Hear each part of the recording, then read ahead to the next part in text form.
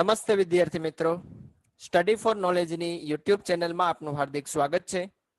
આપણે એસપીસીસીનો અભ્યાસ આ ચેનલની અંદર કરીએ છીએ. એમાં આજે આપણે એસપી વિષયનું એક નવું જ ચેપ્ટર શરૂ કરવાનું છે. એસપી વિષય એટલે કે સેક્રેટરીયલ પ્રેક્ટિસ. કંપનીની અંદર સેક્રેટરીનું ઘણું બધું મહત્વ રહેલું હોય છે. અત્યાર સુધી આપણે ઘણા બધા ચેપ્ટર આ એસપી વિષયમાં ભણી ચૂકેલા છીએ. જેમ કે કોઈ પણ કંપની હોય એની અંદર શેર બહાર પાડવા હોય તો કઈ રીતે બહાર પાડી શકાય. શેર બહાર પાડવાની અંદર પણ આપણે સેક્રેટરીનો ઘણો બધો રોલ જોયેલો હતો. ત્યારબાદ શેરની ફેરબદલી આપણે જોયેલી હતી કે શેર કોઈ પણ કંપની જ્યારે બહાર પાડી દે છે પછી એની ફેરબદલી મુક્ત રીતે એનું ખરીદ વેચાણ છે એ બજારની અંદર થતું જોવા મળે છે. તો એની અંદર પણ સેક્રેટરીનો ઘણો બધો રોલ હતો. ત્યારબાદ આપણે ત્રીજું ચેપ્ટર ડિબેન્ચર જોયેલું હતું. જેમ શેર બહાર પાડતા હોય એવી જ રીતે કંપનીને જ્યારે પણ રૂપિયાની જરૂર પડે ત્યારે ડિબેન્ચર પણ બહાર પાડતા હોય છે. તો ડિબેન્ચર બહાર પાડવામાં પણ સેક્રેટરીનો રોલ છે એ ઘણો બધો મહત્વનો બનતો હોય છે. એટલા માટે સેક્રેટરીયલ પ્રેક્ટિસ આ વિષય ધોરણ 12 ની અંદર તમારે અભ્યાસ અર્થે મૂકેલો છે. કારણ કે ઘણી વખત ઉચ્ચ અભ્યાસ પ્રાપ્ત કરીને આપને પણ ચાન્સ મળે કે મોટી કંપનીની અંદર સેક્રેટરી બનવાનો, બરાબર, ત્યારે આ બધી જ વસ્તુઓ તમને કામમાં આવશે. ત્યારબાદ ચોથું ચેપ્ટર આપણે જોયેલું હતું સભ્યપદ. બરાબર, હવે ધીમે ધીમે આપણે કંપનીના મુખ્ય વહીવટ તરફ આવું એવા ચેપ્ટર જોતા હતા. જેમ કે સભ્યપદ, ત્યારબાદ કંપનીની સભાઓ, કંપનીનું વિસર્જન આપણે જોયું હતું. અને એક ચેપ્ટર મેં તમને સ્કીપ કરી દીધેલું હતું, આપણું પાંચમું ચેપ્ટર એટલે કે કંપનીના સંચાલકો. અને કંપનીનો વહીવટ કઈ રીતે થાય છે એ આપણે ખ્યાલ છે. કંપનીમાં કાર્યો કઈ રીતે થાય છે એ હવે આપણે ખ્યાલ છે કે સભાઓ દ્વારા કંપનીના કાર્યો થાય છે. સભામાં કેવા પ્રકારની પ્રવૃત્તિઓ કરવામાં આવે છે એ પણ હવે આપણે ખ્યાલ છે. અને હવે આપણે જ્ઞાન લેવાનું છે કંપનીની આ સભાઓ, કંપનીના કાર્યો, કંપનીમાં શેર બહાર પાડવા, આ બધું જ નક્કી કરવાવાળી વ્યક્તિઓ કોણ છે? તો એ બધા હોય છે કંપનીના સંચાલકો. તો આપણે નવું ચેપ્ટર એસપી વિષયનું કંપનીના સંચાલકો, બરાબર, બહુ જ સમજવા જેવું મોટું ચેપ્ટર આ કંપનીના સંચાલકો. ધોરણ 12 એસપી ની અંદર તમને આ પાંચમું ચેપ્ટર જોવા મળશે. સેક્રેટરીયલ પ્રેક્ટિસ વિભાગમાં બોર્ડના માળખા મુજબ જોઈએ તો આ ચેપ્ટરમાંથી સૌથી વધારે પ્રશ્ન પૂછાય છે. અને બધા જ પ્રકારના પ્રશ્ન આમાંથી પૂછાય છે. જેમ કે 1 માર્કનો પ્રશ્ન એમસીક્યુ, 1 માર્કમાં એક વાક્યમાં લખવાનો જવાબ આપો આવા પ્રશ્ન, 2 માર્કનો પ્રશ્ન, 3 માર્કનો પ્રશ્ન અને 4 માર્કનો પ્રશ્ન. એટલે બધા જ પ્રશ્ન છે એ આ કંપનીના સંચાલકોમાંથી પૂછાય છે. તો કંપનીના સંચાલકો ચેપ્ટર છે એ બહુ જ મહત્વનું છે, થોડુંક મોટું પણ છે અને સમજવા જેવા ઘણા બધા શબ્દ આની અંદર નવા પણ તમને જોવા મળશે. અને ઘણી બધી નવી વસ્તુ પણ જાણવા મળે એવી છે. બરાબર, તો કંપનીના સંચાલકો ચેપ્ટર ની આપણે શરૂઆત કરીએ. Directors of company. પેલા આપણે જોશું કેવા પ્રકારનો અભ્યાસ આ ચેપ્ટરમાંથી આપણે કરવાનો છે. બરાબર, તમે ચેપ્ટરની અંદર આવરી લેવાલા મુદ્દા જો તપાસશો તો ઘણા બધા મુદ્દા તમને અહીં જોવા મળશે. જેમ કે ચેપ્ટર જ છે કંપનીના સંચાલકો. તો પેલા આપણે ખ્યાલ હોવી જોઈએ કે સંચાલક કોને કહેવાય અને સંચાલક મંડળ કોને કહેવાય. કારણ કે જે ચેપ્ટરનું ટાઇટલ આપેલું છે એ કંપનીના સંચાલક નથી, પરંતુ કંપનીના સંચાલકો. એટલે કે એક કરતા વધારે વ્યક્તિ દ્વારા જ કંપનીનું સંચાલન કરવામાં આવતું હોય છે. બહુવચનની અંદર વાત કરેલી છે. બરાબર, તો સંચાલક કોને કહેવાય અને સંચાલક મંડળ કોને કહેવાય એનો આપણે વિગતે અભ્યાસ વ્યાખ્યાની અંદર જોવાના છીએ.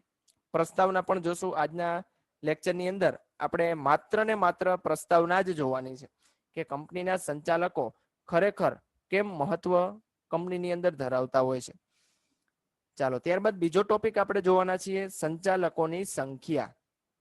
કેટલી સંખ્યા આપણે સંચાલકની કોઈ પણ કંપનીની અંદર રાખી શકાય, તો એની વાત છે એ બીજા ટોપિકની અંદર આવશે. અને તેનો ઓળખ ક્રમાંક. બરાબર, કારણ કે ઘણી વખત એવું બનતું હોય છે કે એક સંચાલક છે એ એક કરતા વધુ કંપનીની અંદર કાર્ય કરતો હોય છે. તો આવા સમયે કેન્દ્ર સરકારે એને એક ઓળખ ક્રમાંક આપેલો હશે. તો ઓળખ ક્રમાંક કોને કહેવાય, કેવી રીતે મેળવી શકાય એ આપણે આ બીજા ટોપિકમાં ભણવાના છીએ. સંચાલકોની સંખ્યા અને સંચાલકોનો ઓળખ ક્રમાંક. ચાલો, ત્યારબાદ આપણે ટોપિક જોવાના છીએ સંચાલકોની નિમણૂક અને તેના પ્રકારો. બરાબર, સંચાલકોની નિમણૂક કરવી હોય તો કેવી રીતે આપણે સંચાલકોની નિમણૂક કરી શકીએ એની વિગતે ચર્ચા જોવાના છીએ. બરાબર, કારણ કે બે પ્રકારના સંચાલકો હોય છે. એક તો પ્રથમ સંચાલક હોય છે અને પ્રથમ સંચાલકો બાદના પણ સંચાલકોની નિમણૂક છે એ કરવાની જરૂર પડતી હોય છે. બરાબર, જ્યારે ટોપિક સમજશું ત્યારે વિગતે જોવાના જ છીએ. તો સંચાલકોની નિમણૂક અને સંચાલકોના પ્રકારો, તો આ ટોપિક બહુ મહત્વનો છે. સંચાલકોના પ્રકાર 8 જેટલા જુદા જુદા પ્રકાર છે એ સંચાલકોના બુકની અંદર આપેલા છે. 8 પ્રકાર છે આપણે વિશેષ ભણવાના છે. જેમ કે સ્વતંત્ર ડિરેક્ટર, મેનેજિંગ ડિરેક્ટર એટલે કે પૂર્ણ સમયના ડિરેક્ટર. જો હવે નામ જ કહી દે, પૂર્ણ સમયના ડિરેક્ટર. મેનેજિંગ ડિરેક્ટર એટલે કે કંપનીની અંદર આખો દિવસ રહેવા વાળી વ્યક્તિ. બરાબર, કંપનીનું શરૂઆતથી લઈને એન્ડ સુધીનું બધું જ કામ તપાસવાળી વ્યક્તિ, કારણ કે પૂર્ણ સમય લખેલો છે. બરાબર, કંપની શરૂ હોય ત્યાં પૂરેપૂરા સમય સુધી હાજર રહેવા વાળી વ્યક્તિ આ મેનેજિંગ ડિરેક્ટર હશે. પછી નોમિની ડિરેક્ટર આવે. નોમિની એટલે કોઈ વ્યક્તિએ નોમિનેટ કરેલા ડિરેક્ટર, એવું કંઈક થતું હશે, જોશું આપણે. પછી વધારાના ડિરેક્ટર, વૈકલ્પિક ડિરેક્ટર, બરાબર, કોકના વિકલ્પ તરીકે રાખેલા ડિરેક્ટર.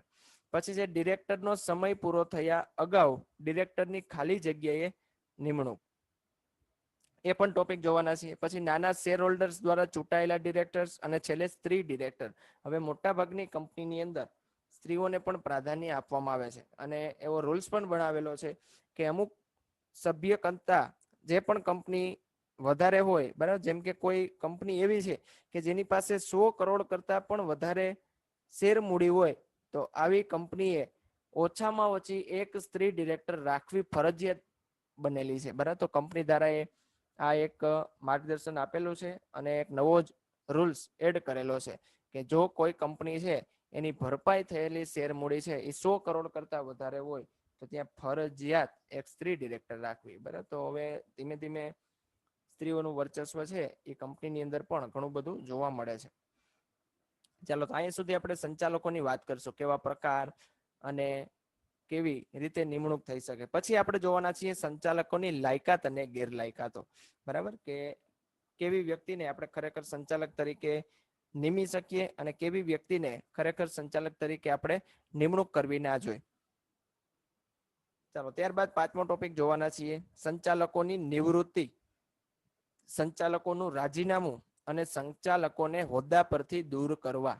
3 શબ્દ એક જ સરખા લાગે. બરાબર, 3 શબ્દનો મિનિંગ એક સરખો થાય. સંચાલકોની નિવૃત્તિ એટલે કે સંચાલકો કંપની છોડવાના છે. સંચાલકોનું રાજીનામું એટલે સંચાલક કંપની છોડવાના છે. સંચાલકને હોદ્દા પરથી દૂર કરવા, સંચાલક કંપની છોડવાના છે. પરંતુ 3નો સંજોગો અલગ અલગ હશે.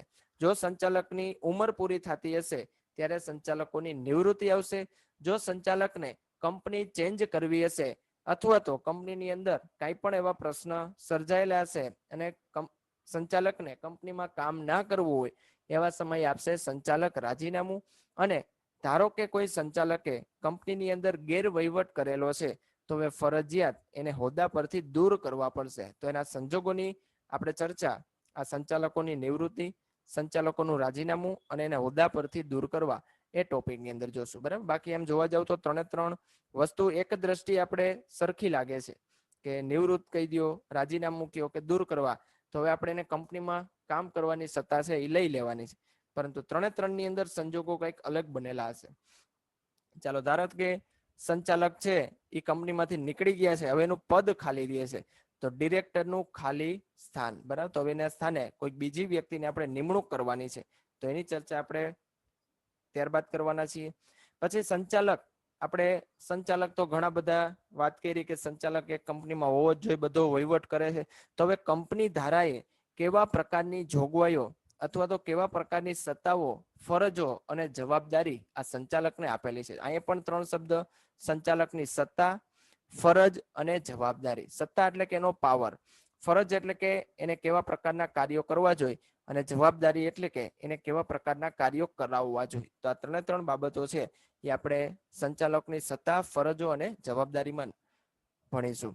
જેમ કે સંચાલકોને 3 જગ્યાએથી સત્તા મળે છે. બરાબર, સંચાલકને સત્તા મળે છે 3 જગ્યાએથી. એક તો સંચાલકને કંપની ધારા મુજબ મળતી સત્તાઓ. આપણો કંપની ધારો જે નવો 2013 છે એના અંતર્ગત પણ સંચાલકને ઘણી બધી સત્તા આપવામાં આવેલી છે. પછી સંચાલકને આવેદન પત્ર દ્વારા મળતી સત્તાઓ. બરાબર, જ્યારે પણ કંપનીની સ્થાપના થતી હોય આવેદન પત્ર બનાવવું ફરજિયાત છે. તો આવેદન પત્રની અંદર પણ સંચાલકને જુદી જુદી સત્તા આપવામાં આવેલી હોય છે. તો સંચાલકને આવેદન પત્ર દ્વારા મળતી સત્તાઓ કેવા પ્રકારની છે એનો અભ્યાસ કરવાના છીએ. ત્યારબાદ સંચાલકના નિયમન પત્ર દ્વારા મળતી સત્તાઓ, બરાબર, નિયમન પત્ર પણ આપણે કંપનીની અંદર બનાવવું ફરજિયાત છે. તો આ નિયમન પત્રની અંદર પણ સંચાલકોની સત્તાનો ઉલ્લેખ કરાયેલો હોય છે. તો આ 3 સ્વરૂપે સંચાલકોને સત્તાઓ મળેલી હોય છે, બરાબર. કંપની ધારો, આવેદન પત્ર અને નિયમન પત્ર, આ 3ની જોગવાઈઓ કઈક અલગ પ્રકારની હશે, એનો આપણે અભ્યાસ કરીશું. ચાલો, ત્યારબાદ આવશે ટોપિક સંચાલકોની ફરજો, બરાબર. કેવા પ્રકારની ફરજ સંચાલકોએ બજાવવી પડે છે, તો એનો અભ્યાસ આપણે કરીશું. ત્યારબાદ સંચાલકોની અમુક જવાબદારી પણ બને છે, કંપની પ્રત્યેની જવાબદારીઓ. તો દીવાની જવાબદારી અને ફોજદારી જવાબદારી. દીવાની જવાબદારી એટલે મિલકતને લઈને જવાબદારી. ફોજદારી જવાબદારી એટલે કે કોઈ પણ ગુનાહિત પ્રવૃત્તિ થાય તો કેવા પ્રકારની જવાબદારી આ સંચાલકની બને છે, એનો અભ્યાસ આપણે આ બંને ટોપિકમાં કરીશું.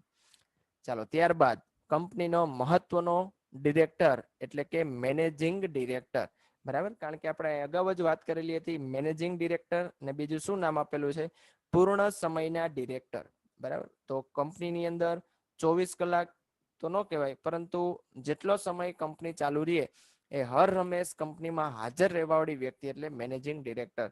તો મેનેજિંગ ડિરેક્ટરને અમુક વધારે જોગવાઈ છે એ કંપની દ્વારા આપેલી હશે, બરાબર. બાકીના જે પણ આપણે 8 પ્રકાર જોયા ડિરેક્ટરના, એ ડિરેક્ટર ક્યારે મળતા હોય તો કે જ્યારે કંપનીની મીટિંગ હોય ત્યારે, અથવા તો કંપનીનું મહત્વનું કાર્ય હોય ત્યારે જ આ બધા મળતા હશે. એટલા માટે એને પાવર થોડોક ઓછો આપેલો હશે. જ્યારે મેનેજિંગ ડિરેક્ટર એવા ડિરેક્ટર છે કે હર હંમેશ કંપનીની અંદર હાજર જ હશે, એટલા માટે એને સત્તા પણ વધારે આપેલી છે, બરાબર. એનું મહેનતાણું પણ વધારે હશે. તો આ મેનેજિંગ ડિરેક્ટરની આપણે એક સ્પેશિયલ ટોપિક ભણવાના છીએ. એની અંદર પણ આપણે જોવાના છીએ મેનેજિંગ ડિરેક્ટરની નિમણૂક કઈ રીતે થઈ શકે, મેનેજિંગ ડિરેક્ટરને લાયકાતો કઈ રીતે મળે, કેવી ગેરલાયક કાં તો આપણા કંપની ધારાની અંદર આપેલી છે એની પણ ચર્ચા કરીશું. મહેનતાણું એટલે કે પગાર કેટલા રૂપિયાનો આ મેનેજિંગ ડિરેક્ટરને મળે, અને ત્યારબાદ આપણે જોશું મેનેજિંગ ડિરેક્ટરની સત્તા અને ફરજો, એને કેવા પ્રકારની સત્તા આપવામાં આવે છે અને કેવા પ્રકારની ફરજો આ મેનેજિંગ ડિરેક્ટરોએ બજાવવી પડે છે.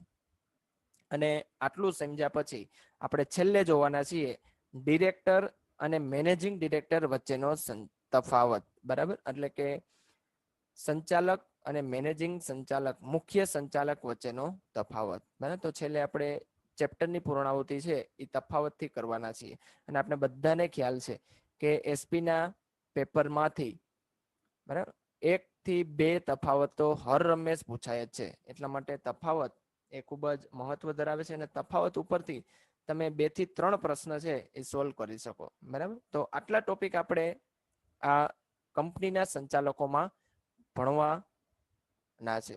હવે તમારા માટે આ 2020ના વર્ષ પૂરતો, એટલે કે 2021 જ્યારે બોર્ડની પરીક્ષા આવશે, ઘણા બધા ટોપિક છે એ હળવા કરી દીધેલા છે. કારણ કે કોરોના મહામારીને લીધે સ્કૂલો બધી બંધ છે, ઓનલાઈન એજ્યુકેશન જ લીધેલું છે. એમાં પણ બધા જ વિદ્યાર્થીઓ ઓનલાઈન એજ્યુકેશન લઈ શક્યા નથી, અને ઘણા લોકો લઈ શકે એમ છે તેમ છતાં લીધેલું નથી, બરાબર. તો આવા ઘણા બધા કારણોસર ગવર્મેન્ટે વિદ્યાર્થીઓના હિતમાં નિર્ણય લઈને 30% જેટલો સિલેબસ ઘટાડેલો છે. એમાંથી આપણું આ 5મું ચેપ્ટર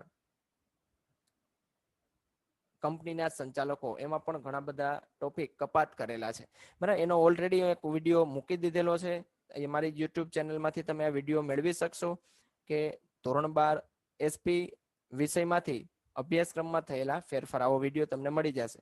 એ વિડીયોની અંદર આ 5મા ચેપ્ટરમાં જે સુધારો કરેલો હતો એ સુધારો તો દર્શાવેલો છે, પરંતુ એ વિડીયો મૂકેલો એના બીજા જ દિવસે સરકારે ફરીથી એક નવી ગાઈડલાઈન બહાર પાડેલી હતી, અને એની અંદર બીજા 2 ટોપિક છે આ 5મા ચેપ્ટરમાંથી રદ કરેલા હતા, બરાબર. તો એનું ડિસ્કશન આપણે જોઈ લઈએ કે કેટલા ટોપિક આ 2020-21 વર્ષ પૂરતા આપણે બોર્ડની એક્ઝામમાં પૂછાવાના નથી. ભણવાના તો 100% છે, પરંતુ એ ટોપિક આપણે એક્ઝામમાં પૂછાવાના નથી, બરાબર. હવે એક્ઝામમાં પૂછાવાના નથી તો આપને પણ ખબર છે એનું ભણવાનો ઇન્ટરેસ્ટ છે આપણે એટલો બધો રહેતો નથી. ચાલો પહેલા આખું ડિસ્કશન એ જોઈ લઈએ કે કેવા ટોપિક આ વર્ષે આઈએમપી છે નહીં.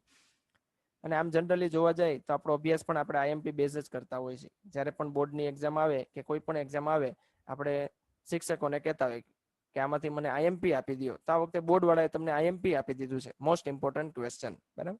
તો એટલું જ હવે આપણે કરવાનું છે. ચાલો, પહેલો ટોપિક અહીંથી કાઢેલો છે સંચાલકોની લાયકાત અને ગેરલાયકાતો, બરાબર. તો સંચાલકોની લાયકાત ગેરલાયકાતો આ વર્ષે તમે કદાચ નહીં વાંચો, નહીં સમજો, કદાચ નહીં યાદ રાખો તો પણ ચાલશે. બોર્ડની એક્ઝામની અંદર આ ટોપિકમાંથી એક પણ પ્રશ્ન પૂછી શકશે નહીં. ત્યારબાદ બીજો ટોપિક કાઢેલો છે સંચાલકોની નિવૃત્તિ, સંચાલકોનું રાજીનામું અને સંચાલકને હોદ્દા પરથી દૂર કરવા. આ 3 ટોપિક છે એ રદ થયેલા છે, બરાબર. તો આમાંથી એક પણ ટોપિક કદાચ તમે નહીં વાંચો તો પણ ચાલશે. એક વખત સમજવો જરૂરી છે, પણ યાદ નહીં રાખો તો ચાલશે. ત્યારબાદ હજી ટોપિક દૂર કરેલો છે સંચાલકોનું ખાલી સ્થાન, બરાબર. સંચાલકોનું ખાલી સ્થાન છે એ ટોપિક પણ આ વર્ષ પૂરતો રદ કરી દીધેલો છે.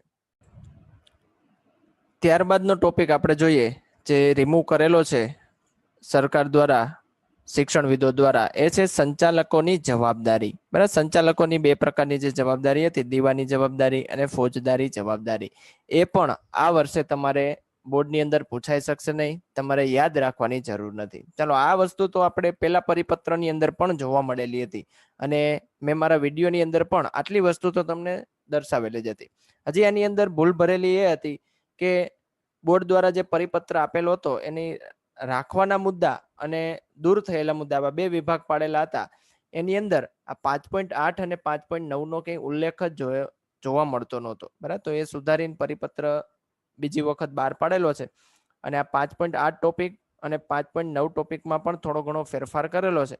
એમાં જે મેનેજિંગ ડિરેક્ટર અંગે કંપની ધારાની જોગવાઈઓ, જે આપણો 5.8 ટોપિક છે, એના 2 મુદ્દા રદ કરેલા છે. એક તો મેનેજિંગ ડિરેક્ટરની લાયકાતો અને બીજું છે મેનેજિંગ ડિરેક્ટરની સત્તા અને ફરજો. આ 2 ટોપિક છે એ દૂર કરેલી છે. એટલે મેનેજિંગ ડિરેક્ટરમાંથી પણ લાયકાતો અને ગેરલાયકાતો, સત્તા અને ફરજો પૂછી શકશે નહીં, બરાબર. તો આટલી વસ્તુ આ 5મા ચેપ્ટરમાંથી આ વર્ષ પૂરતી જ દૂર થઈ ગયેલી છે, એટલે કે એક્ઝામમાં પૂછાશે નહીં, બરાબર. આ બધી વસ્તુ એવી હતી કે તમારે સમજવા કરતા ગોખવી વધુ પડે એમ હતી, અને બીજું સમજવામાં પણ થોડી ઘણી અઘરી હતી, એટલા માટે બધી વસ્તુ આવી દૂર થઈ ગયેલી છે, બરાબર. તો હવે બાકીનો જ અભ્યાસક્રમ આ વર્ષે આપણે પરીક્ષામાં પૂછાવાનો છે, બરાબર. એટલે અભ્યાસ તો આપણે કરશું, પરંતુ બોર્ડના પેપરની અંદર કોઈ વસ્તુ આપણે પૂછાવાની નથી.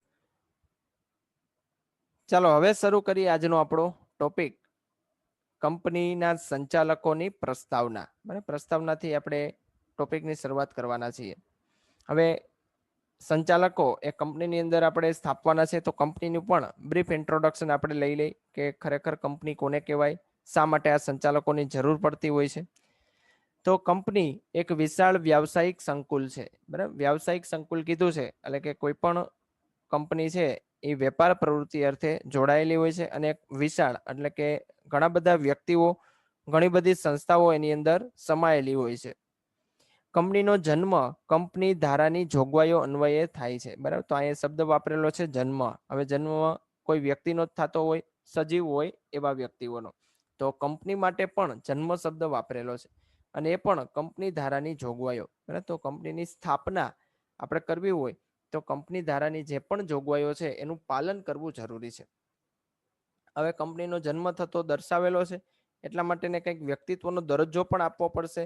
તો કંપનીને વ્યક્તિત્વનો દરજ્જો આપેલો છે કૃત્રિમ વ્યક્તિ, બરાબર. વખતો વખત આપણે આ સેન્ટેન્સ રિપીટ કરતા જ આવીએ છીએ કે કંપનીને કૃત્રિમ વ્યક્તિત્વનો દરજ્જો આપેલો છે, બરાબર. એટલા માટે એનું વ્યક્તિત્વ કેવું છે, કૃત્રિમ. હવે કૃત્રિમ વ્યક્તિ હોય એટલે પોતાની રીતે કાંઈ કાર્ય કરી શકતી હશે નહીં, તો એના વતી કોઈ પણ કાર્ય કરવાના હશે.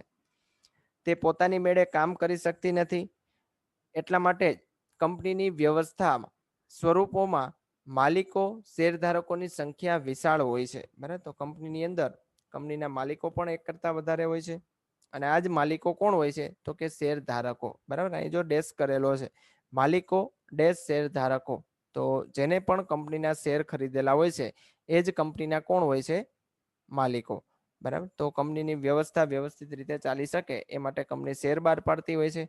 જેટલા શેર વ્યક્તિ ખરીદશે એ જ પછી કંપનીના શું બની જવાના છે, માલિક. તેઓ આખા દેશમાં ફેલાયેલા હોય છે. હવે એવું જરૂરી નથી કે જે પ્રદેશની અંદર કંપની આવેલી હોય એ જ પ્રદેશની અંદર શેર હોલ્ડર હોય. શેર હોલ્ડર તો આખા દેશની અંદરથી કોઈ પણ જગ્યાએથી કોઈ પણ કંપનીની અંદર રોકાણ કરી શકતા હોય છે. એવું પણ જરૂરી નથી કે માત્ર દેશમાંથી. આંતરરાષ્ટ્રીય જો કંપની હોય તો બીજા દેશોમાંથી પણ ઘણા બધા વ્યક્તિઓ કંપની અંદર શેર રોકી શકે અને એની માલિકી હક મેળવી શકતા હોય છે. તો હવે વિચાર કરો કે શેર હોલ્ડર આખા દેશમાં ફેલાયેલા છે, તો કંપનીના માલિકો છે એ આખા દેશમાં ફેલાયેલા છે. હવે કંપનીનો વહીવટ કરવો હોય તો આ બધા જ વ્યક્તિઓને આપણે હાજર કરવા પડશે કંપનીની અંદર, અને જે શક્ય છે નહીં. તો આવા સમયે આપણે કોઈ પણ એક વ્યક્તિને કંપનીની અંદર રાખી દેશું કે જે કંપનીનો વહીવટ કરતા હશે, અને એ જ કોણ હશે? કંપનીના સંચાલકો. શેર ફેરબદલી ઉપર કોઈ નિયંત્રણ ન હોવાને કારણે તેમાં સતત ફેરફાર થતા રહે છે. બરાબર, તો શેર ફેરબદલી એટલે કે શેરની લેવેચ, એની અંદર આપણે કોઈ પણ પ્રકારનું એટલું બધું નિયંત્રણ નથી. આજે મેં શેર ખરીદેલા હોય તો આજે હું કંપનીનો માલિક છું, કાલે હું શેર કોઈ બીજી વ્યક્તિને આપી દઈશ તો હવે હું કંપનીનો માલિક મટી ગયો અને બીજો વ્યક્તિ છે એ કંપનીનો માલિક બની જશે. એટલે કે કંપનીના માલિકો છે એ સતત અને દરરોજ બદલતા જ જતા હોય છે. કંપનીનું કદ વિશાળ હોય છે. વર્તમાન સમયના પરિપ્રેક્ષ્યમાં આંતરરાષ્ટ્રીય ધારા ધોરણોનું પાલન, ગુણવત્તાયુક્ત વસ્તુઓનું ઉત્પાદન તથા વધતી જતી હરીફાઈના કારણે વિશિષ્ટ સંચાલકીય કુનેહની જરૂરિયાત ઊભી થાય છે.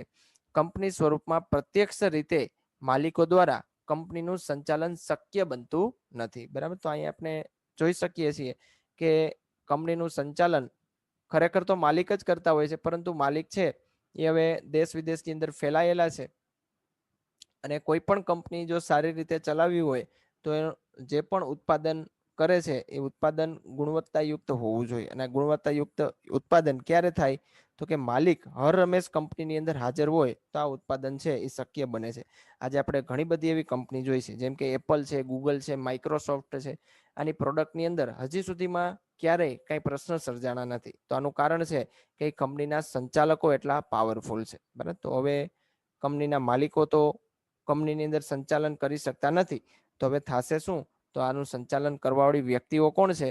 આથી કંપનીનો વહીવટ કરવા પ્રતિનિધિઓ નિયુક્ત કરવામાં આવે છે, અને કંપનીનું કામકાજ આ જ પ્રતિનિધિઓના સમૂહ મારફતે થાય છે. બરાબર, અહીંયા સમૂહ શબ્દ વાપરેલો છે. કોઈ એક વ્યક્તિની નિયુક્તિ થતી નથી, પરંતુ પ્રતિનિધિઓ, એક કરતા વધારે પ્રતિનિધિઓ નિયુક્ત કરવામાં આવે છે, અને આ જ પછી પ્રતિનિધિઓનો સમૂહ છે એ કંપનીનું કામકાજ કરે છે.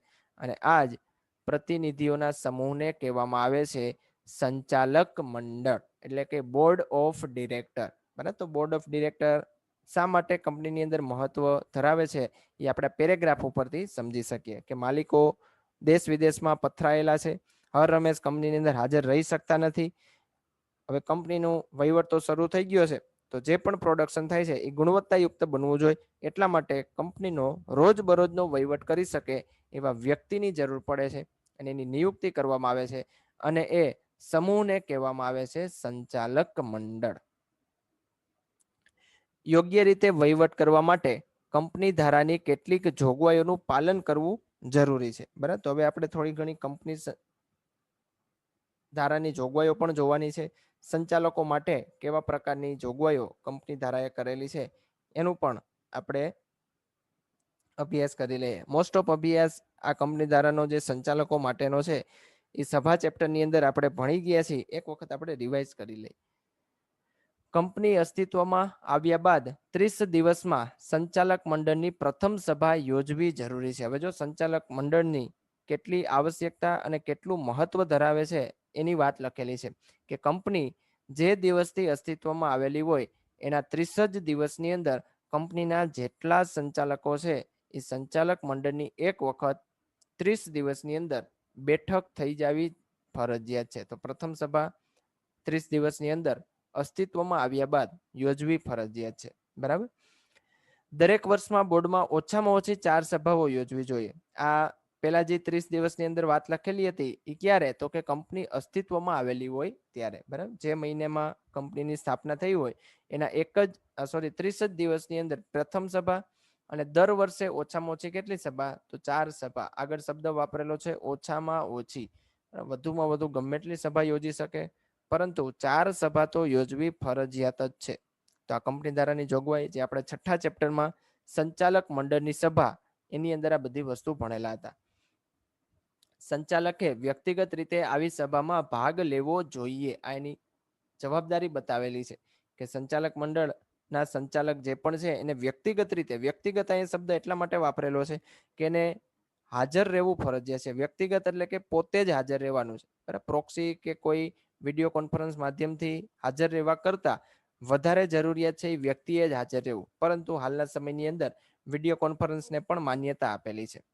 જો કોઈ કારણસર વ્યક્તિગત રીતે ભાગ ન લઈ શકે તો નવા કાયદા અનુસાર વિડીયો કોન્ફરન્સ દ્વારા પણ સભામાં ભાગ લેવાની છૂટ આપવામાં આવેલી છે. બરાબર, તો વ્યક્તિગત રીતે એટલે પોતે જ, હવે પોતે ધારો કે કોઈ બીજા દેશની અંદર છે અથવા તો કોઈ કામકાજ અર્થે બહાર ગયેલો છે અને સંચાલક મંડળની સભા આયોજન થયેલું છે, તો આવા પ્રસંગે વિડીયો કોન્ફરન્સના માધ્યમથી પણ સભાની અંદર ભાગ લઈ શકે છે. બરાબર, તો આ નવા કાયદાની અંદર આટલો ફેરફાર કરેલો છે.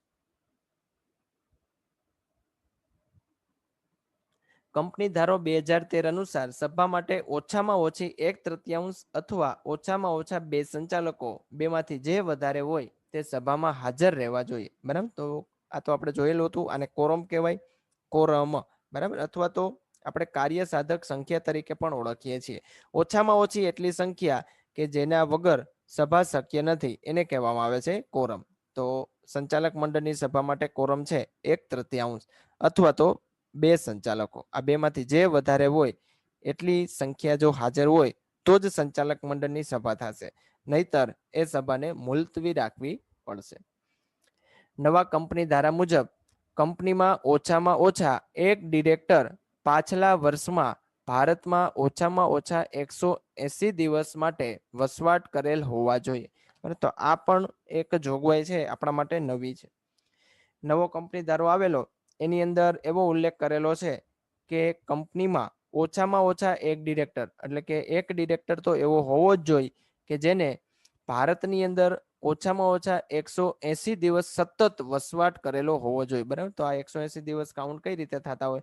ધારો કે આની અંદર ડિરેક્ટર આપણા કંપનીની અંદર જેટલા પણ ડિરેક્ટર હોય એને વખતો વખત વિદેશનો યાત્રા કરવી પડતી હોય છે. બરાબર, તો ડિરેક્ટરમાંથી એક ડિરેક્ટર તો એવો હોવો જ જોઈએ કે જેને પાછલું વર્ષ, એટલે ધારો કે આ 2020ની સભાનું આયોજન થયું હોય તો 2019ની અંદર ઓછામાં ઓછા 180 દિવસ સતત ભારતની અંદર વસવાટ કરેલો હોવો જોઈએ. બરાબર, ન વિદેશ યાત્રા કરેલી હોવી જોઈએ, ન બીજું કોઈ પણ દેશની અંદર ગયેલો હોવો જોઈએ. બરાબર, કારણ કે આપણે આ ડિરેક્ટર જે પણ નિમેલા છે એને કંપનીનો વહીવટ સોંપેલો છે અને આ જ બધા વ્યક્તિઓ છે કે જે કંપનીનો વહીવટ કરતા હોય છે. એટલા માટે એને ભારતની અંદર 180 દિવસ જો સતત હાજર રહેલા હશે તો જ ભારતની અંદર કેવા પ્રકારનો કંપની ગ્રોથ કરે છે એને ખ્યાલ હશે.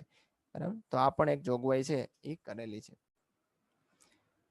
ત્યારબાદ આપણે વાત કરીએ, કોઈ પણ કંપની હોય એના અસ્તિત્વ ટકાવવું હોય તો બે બાબત ખૂબ જ મહત્વ ધરાવે છે અને એ બે બાબત એટલે માલિકી અને સંચાલન. બરાબર, 1 માર્કની અંદર આવા ક્વેશ્ચન પૂછાઈ શકે કે કોઈ પણ સંસ્થાના અસ્તિત્વ માટે કયા બે તત્વો અગત્યના છે? તો માલિકી અને સંચાલન. માલિકી એટલે કે જેટલા શેર હોલ્ડર છે એ બધા આવી ગયા. સંચાલન એટલે કે એનું સંચાલન મંડળ કેવા પ્રકારનું છે એની ઉપર આધારિત રહેલું હોય છે. એમાં પણ સંચાલન ખાસ કરીને, કારણ કે શેર હોલ્ડર તો કઈ હર રમેશ કંપની આવવાના છે નહીં, પરંતુ જે કંપની હાજર રહેવાના છે એ વ્યક્તિઓ કોણ છે? સંચાલકો. અને આપને પણ ખબર છે, ઘણા તમે વ્યક્તિઓને પૂછશો કે ગૂગલ કંપની કોના દ્વારા ચાલે છે? બરાબર, ગૂગલ એક ફેમસ કંપની છે, આપણે બધાને ખ્યાલ છે. એના માલિકની નહીં ખબર હોય, પરંતુ એના સંચાલક એટલે કે સીઈઓ ની બધાને ખબર હશે કે સુંદર પિચાઈ છે એ ગૂગલ કંપની ચલાવે છે. તો આ રીતનું છે કે કોઈ પણ કંપની છે એ ફેમસ બનતી હોય એની પાછળ એના સંચાલકોનો હાથ છે એ ઘણો બધો રહેલો હોય છે. બરાબર, માલિકી પણ એવી જ બાબત ધરાવે છે. ઘણી વખત કોઈ કંપનીની માલિકી કોઈ માલિક ઉપરથી ફેમસ બનેલી હોય, જેમ કે ફેસબુક છે, માઇક્રોસોફ્ટ છે, તો આ બધી કંપનીઓ એવી છે કે એના માલિકના નામ ઉપરથી આગળ આવેલી છે. કંપની સ્વરૂપમાં ઇક્વિટી શેરમાં રોકાણ કરનારાઓ માલિક છે જે પોતે રોકાણ કરેલ રકમનું જોખમ ઉઠાવે છે. કંપનીનું સંચાલન કરતા ઉદ્ભવતા પરિણામ નફો કે નુકસાન માલિકના ફાળે જાય છે. કંપનીનું સારું સંચાલન નામ, પ્રતિષ્ઠા અને નફા તરફ લઈ જાય છે, જ્યારે અણઘડ વહીવટ ખોટને આમંત્રણ આપે છે. કંપનીની અંદર જે પણ વ્યક્તિઓએ ઇક્વિટી શેર લીધેલા હોય એ બધા જ કંપનીના શું કહેવાતા હોય છે? માલિકો. અને ખરેખર આ ઇક્વિટી શેર ધારકો જ કંપનીના વધારે પ્રમાણમાં જોખમ ઉઠાવે છે, કારણ કે ઇક્વિટી શેરની અંદર આપણે બધાને ખ્યાલ છે કે એવું હોય છે કે જો નફો થશે તો ઇક્વિટી શેર હોલ્ડરોને ફાયદો થવાનો છે. જો કંપની ખોટ કરતી હશે તો ઇક્વિટી શેર હોલ્ડરોના હાથમાં કંઈ આવવાનું છે નહીં. બરાબર, એટલા માટે ઇક્વિટી શેર હોલ્ડરો છે એ સૌથી વધારે જોખમ ઉઠાવે છે. તો એ નફો નુકસાન છે એ માલિકના ફાળે જતું હોય છે, જ્યારે સંચાલકોને નફા નુકસાન સાથે કાંઈ લેવા દેવા હોતી નથી. તો કંપનીની અંદર જે નામ, પ્રતિષ્ઠા, આ બધી વસ્તુ છે એ બધું કોના ફાળો હોય છે? તો કે સંચાલકોનો. હવે ધારો કે કોઈ એવો સંચાલક કંપનીની અંદર ફિટ થઈ જાય તો કંપની ગ્રો કરવાની બદલે પડતી કરવા માંડે છે. બરાબર, તો આ બધી જ વસ્તુ, કંપનીનું નામ છે, કંપનીની પ્રતિષ્ઠા છે, એની પાછળ ક્યાંક પણ સંચાલક જવાબદાર હોય છે. બરાબર, તમે ઘણી બધી એવી એક્ઝામ્પલ કંપનીઓના લઈ શકશો કે જેની અંદર કંપની હાવ ખાડે ગઈ હોય અને પછી કોઈક એવી વ્યક્તિની એની અંદર એન્ટ્રી થાય સંચાલક તરીકે અને કંપની ફરી પાછો ગ્રોથ કરવા માંડે. બરાબર, આપણા સુંદર પિચાઈ છે ગૂગલ કંપનીની અંદર જોઈન થયા ત્યારે આલ્ફાબેટ એની પેરેન્ટલ કંપની હતી, એની અંદર ખાલી એને સીઈઓ બનાવ્યા આલ્ફાબેટ કંપનીની અંદર, ત્યાં તો ગૂગલ કંપનીનો શેર છે એ ઘણો બધો વધી ગયો હતો. તો આ સંચાલક ઉપર આખી વસ્તુ રહેલી હોય છે. તેથી વર્તમાન સમયમાં ઘણી બધી કંપનીમાં સંચાલકો જે તે કંપનીમાં શેરધારક સ્વરૂપે માલિકી ધરાવે છે અને યોગ્ય સંચાલકીય નીતિ તથા કાબેલિયત ભરી વહીવટી કુશળતાથી કંપનીની સફળતાની ટોચ ઉપર પહોંચાડે છે. જો અહીંયા બહુ સારું સેન્ટેન્સ લખેલું છે કે અત્યારના સમયમાં થાય છે શું? તો કે અત્યારના સમયની અંદર સંચાલકો પણ ઇક્વિટી શેર ખરીદે છે. બરાબર, હવે ઇક્વિટી શેર સંચાલકો ખરીદશે એટલે કે સંચાલકો પણ માલિક બની ગયા છે. હવે માલિક છે એ કોઈ પણ કંપનીનું કામ કેવું કરે? તો કે પોતાની કંપની હોય એ પ્રમાણે કાર્ય કરે. બરાબર, એટલે કે કંપનીનો વહીવટ છે એ બધો વ્યવસ્થિત જ થવાનો છે. તો આ પણ અત્યારે જોવા મળે છે કે સંચાલકો છે એ જ શેર ધારક સ્વરૂપે માલિક હોય છે. એટલે માલિક હવે કંપનીનું સંચાલન કરે તો એ કંપનીનું સંચાલન છે એ સુમધુર જ થવાનું છે. ભારતમાં કંપની સ્વરૂપના સંચાલનમાં જુદા જુદા સમયે ફેરફાર થતા રહ્યા છે. વર્તમાન કંપની ધારા પ્રમાણે સંચાલક મંડળ દ્વારા જ કંપનીનું સંચાલન થાય છે. બરાબર, અત્યારે આપણા નવો ધારો જે પણ અમલમાં રહેલો છે, બરાબર, તો એ અનુસાર સંચાલક મંડળ દ્વારા જ અત્યારે કંપનીનું આખું સંચાલન થાય છે. પહેલા જ આપણે વાત કરેલી હતી કે બધા જ સંચાલકો કાયમી કંપનીમાં હાજર રહી શકવાના નથી. તો એના માટે કોની નિમણૂક કરેલી હોય છે? એમડીની. સંચાલક મંડળને મદદ કરવા માટે મેનેજિંગ ડિરેક્ટરની નિમણૂક કરવામાં આવે છે. બરાબર, તો સંચાલક મંડળોના જે પણ ગ્રુપ છે એને મદદ કરવા માટે આપણે મેનેજિંગ ડિરેક્ટરની નિમણૂક કરીએ છીએ. તો આ થઈ ગઈ પ્રસ્તાવના કે શા માટે સંચાલકોની જરૂરિયાત કંપનીની અંદર વધારે પ્રમાણમાં રહેલી છે, સંચાલકો કેવા પ્રકારના કાર્યો કરે છે અને સંચાલકોની કંપની ધારા અંગેની જોગવાઈઓ. બરાબર, 1 માર્કના ક્વેશ્ચન આમાંથી પૂછાઈ શકે એવા છે. સંચાલકોની જોગવાઈ છે એ કદાચ 2 માર્કની અંદર પણ અલગથી પૂછાઈ શકે. ચાલો, તો આજનો લેક્ચર આપણે અહીં સુધી રાખીએ છીએ. આજના લેક્ચરને રિલેટેડ કોઈ પણ ડાઉટ હોય તમે મને કોમેન્ટ સેશનની અંદર જણાવજો, એટલે મને ખ્યાલ આવે અને જ્યારે પણ આપણો નેક્સ્ટ લેક્ચર આવે ત્યારે હું તમારા ડાઉટ્સનું સોલ્યુશન પણ આપી શકું. હવે પછી જ્યારે પણ આપણે એસપીના લેક્ચરમાં મળશું ત્યારે વાત કરીશું સંચાલક મંડળ અને સંચાલકની વ્યાખ્યાથી. બરાબર, કે કોને કહેવામાં આવે છે સંચાલક અને સંચાલક મંડળ એટલે શું. ચાલો, થેન્ક યુ.